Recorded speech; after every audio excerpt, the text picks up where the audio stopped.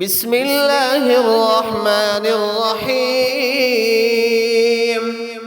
الطلاق مرتان فإمساك بمعروف أو تسريح بإحسان، ولا يحل لكم أن تأخذوا مما آتيتموهن شيئا إلا أن يخافا ألا يقيما حدود الله،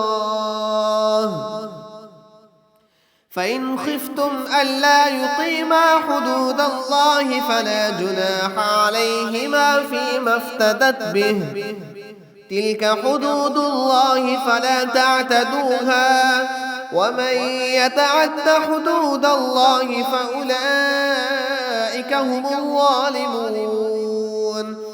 فإن طلقها فلا تحل له من بعد حتى تنكح زوجا غيره، فإن طلقها فلا جناح عليهما أن يتراجعا إن ظنا أن يقيما حدود الله، وتلك حدود الله يبينها لقوم يعلمون.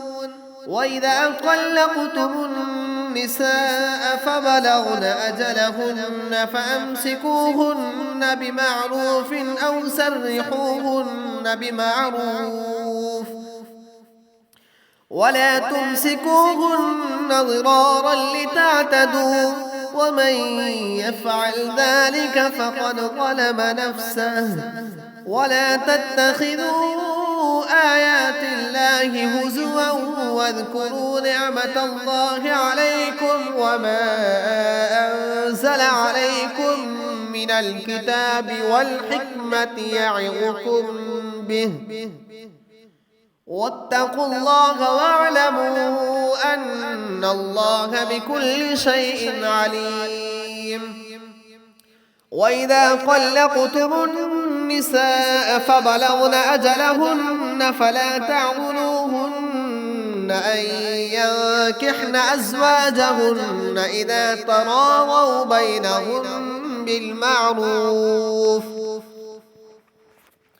ذلك يوعظ به من كان منكم يؤمن بالله واليوم الآخر، ذلكم أزكى لكم وأطهر، والله يعلم وأنتم لا تعلمون. والوالدات يرضعن أولادهن حولين كاملين لمن أراد أن يتم الرضاعة، وعلى المولود له رزقهن وكسوتهن بالمعروف، لا تكلف نفس إلا وسعها، لا تضار والدة بولدها ولا مولود له بولده، وعلى الوارث مثل ذلك فإن أرادا فصالا عن تراض منهما وتشاور فلا جناح عليهما.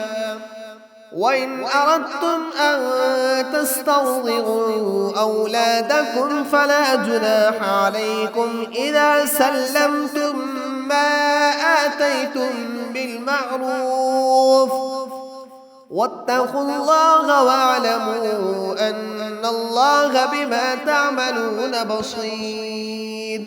والذين يتوفون منكم ويذرون أزواجا يتربصن بأنفسهن 4 أشهر وعشرا، فإذا بلغن أجلهن فلا جناح عليكم فيما فعلن في أنفسهن بالمعروف، والله بما تعملون خبير. ولا جناح عليكم فيما عرضتم به من خطبة النساء أو أكننتم في أنفسكم، علم الله أنكم ستذكرونهن ولكن لا تواعدوهن سرا إلا أن تقولوا قولا معروفا ولا تعزموا عقدة النكاح حتى يبلغ الكتاب أجله واعلموا أن الله يعلم ما في أنفسكم فاحذروه واعلموا أن الله غفور حليم.